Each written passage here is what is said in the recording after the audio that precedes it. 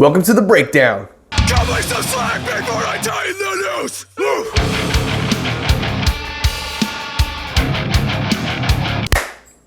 Varials.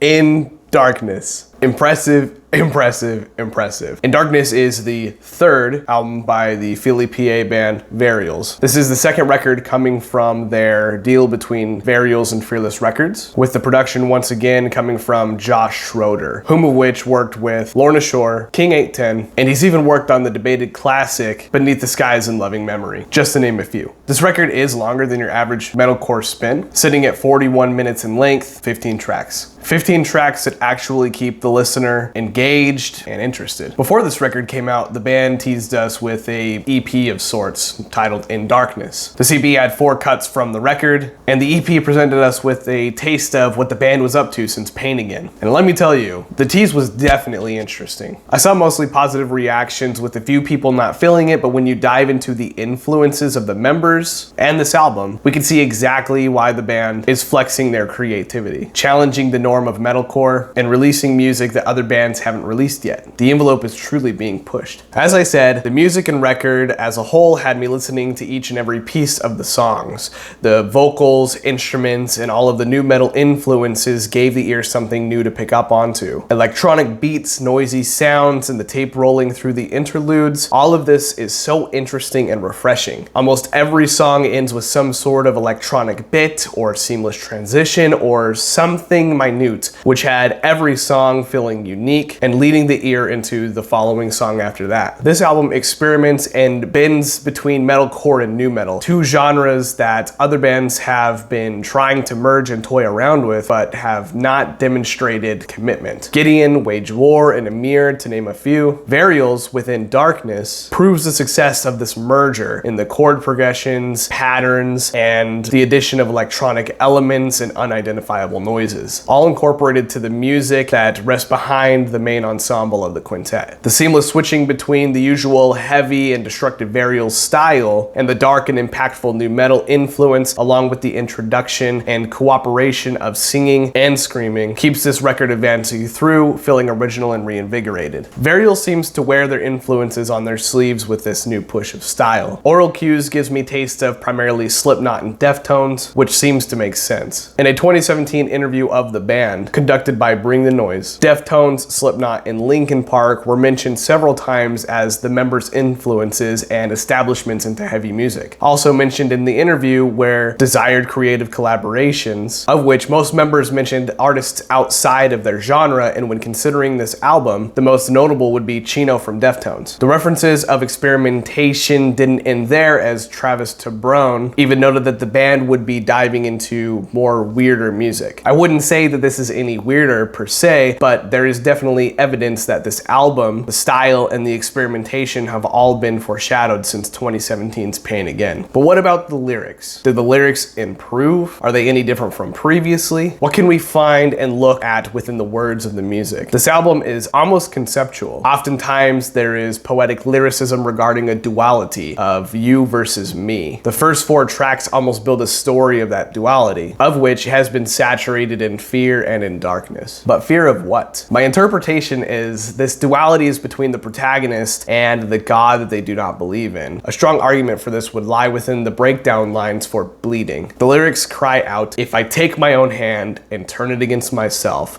does that mean I have free will, or am I just a pawn? If one harms themselves, is it through their own free will, or are they the pawn of a higher power still watching over? Artful drowning." Supplementally, the first interlude on the record, Fear, references the first 4 tracks, tying them together, each and every one of them seeming to build off of that duality, you versus me. As the tape in the interlude is spun, we hear an oratory informing whoever is listening, whether that be us or God or family or anyone, that these tracks are interdependent and cultivating from fear. Apart from the duality though, the lyrics stay within the realm of usual Varials material, questioning and challenging God and life, self-destruction, and darkness. All lyrics play off of each other, which is something that Tabrone speaks often about. His lyricism strong and great, although it is important to note that this is a quintessential characteristic of his writing ability. The use of the several interludes, the tape spinning, the oratory and conversational cuts, The various teases of the distorted electronic guitar sound as presented on Pain Again.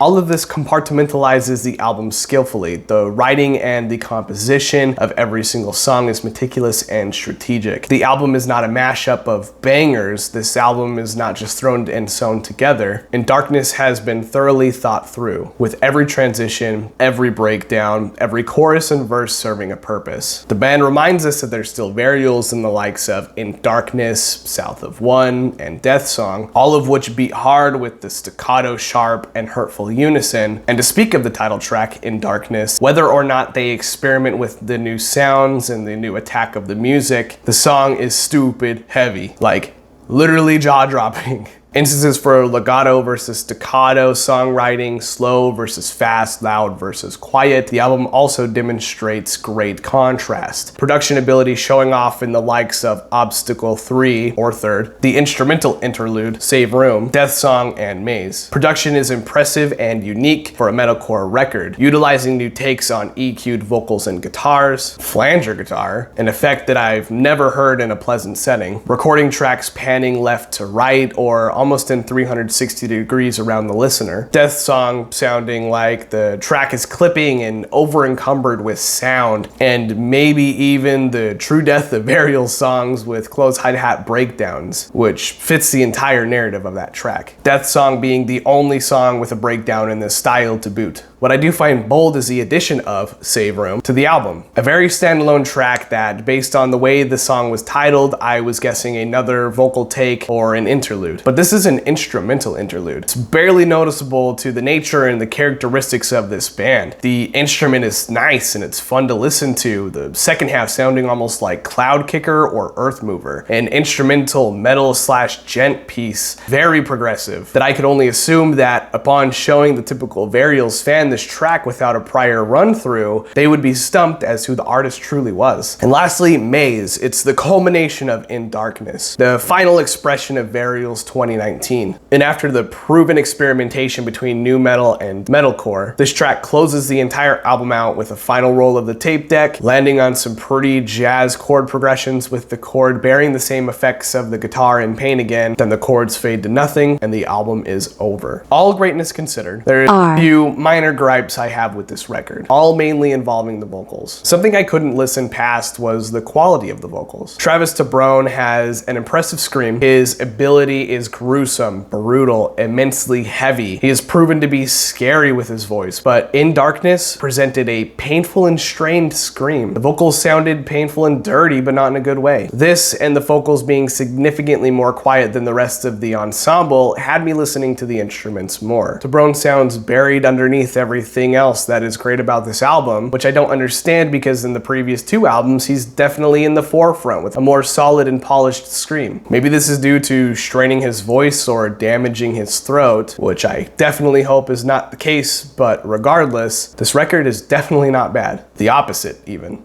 And after finishing the first rotation of the album, I pulled my headphones off and I said out loud, this album is really good. Wow. True words. True story. So whether you're looking for old Varials, you can find it in every track, but it's definitely within the title track, South of One, and Deathsong. And if you're open and eager for growth, you can find Varials showing off their new selves throughout the whole album, but also definitely in the likes of Bleeding, Eye Against Eye, or Romance. I give this record 9 neon handbags out of 10. How did you enjoy it? Let me know in the comments and tell me who you'd like me to review next. You know the drill. Comment, like, subscribe, hit the bell if you enjoyed. Thank you. Am I falling sideways?